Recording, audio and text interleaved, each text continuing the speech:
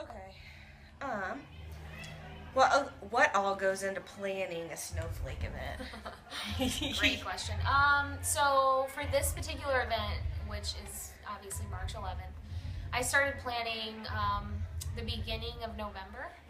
And so, the first thing is booking a venue or, getting a school that can give us a date that far in advance, which can be tough. And then from then, it's really having trainings with our staff, having to get them equipped to, wrangle this many kids. And it's ordering food and hoping you order enough food, and it's getting registration forms out. And I think one of the biggest parts of planning is really promoting. And I really try to do that in person to as many schools as I can.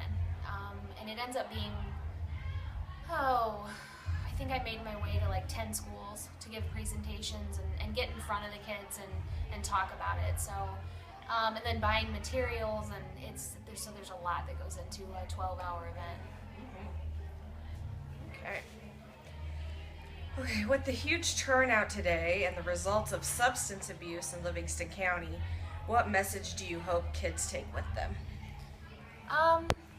Really, our program is founded on the belief that if we share a positive message with someone now and we help them build that self-confidence and leadership skills, that they will take that out and share that with more people, and then it kind of snowballs past this particular event. And so we're hoping that as these kids go back to their particular schools and their own communities, that they'll share this message, and that, as participants, they'll be thinking about wanting to be on staff in the future, and really that's how our program keeps building every year.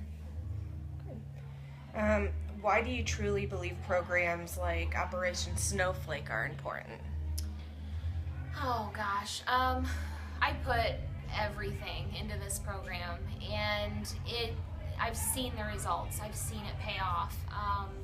I've seen kids change as a result of it. I've seen kids that I felt like were maybe at risk, and they got kind of locked into our program. And it's been interesting because I've been able to see kids, go from like 4th grade until graduation at this point, because I've been doing it for I think 7 years. So it's really neat to see that transition. Officer Dorn, when asked if adolescents in Livingston County have a drug problem, says they do because of their inactivity, their belief they are owed something, and their parents not parenting them. Also, their fear of being uncool. How do you believe Snowflake can help combat that? I think it goes back to building self-confidence. When you're confident in yourself, you're not going to be so concerned with fitting in to a specific crowd or looking cool for a specific crowd. You're really just being yourself, and when you're yourself, other people will flock to you, and it's healthy and positive and things like that. I think we need more programs like this. We need more activities for kids to do so that they aren't bored and left to their own devices.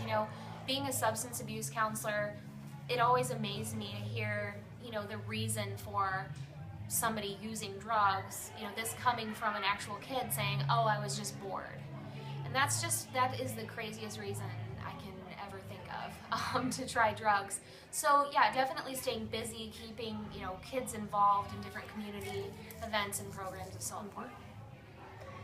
And then the last question is, Officer Dorn also stated that when asked about the youngest person he found drugs on, he just said that he used his canine to drug search a middle school. Reflect on that and how you hope for change with Operation Snowflake. Again, we've seen kids as even younger than middle school, and I think that he has a good point. That goes back to parenting at that level. When kids are that young and they're doing things, I really think that's lack of supervision in some ways, or maybe they're coming from a really bad situation. We're working really hard through, our mental health programs to reach these kids before these types of things happen, and I think the numbers are showing that, those things are going down because we're doing a lot of interventions through mental health and substance abuse. So hopefully we'll see kind of a steady decline, but I hope that our program can help with some of that as well.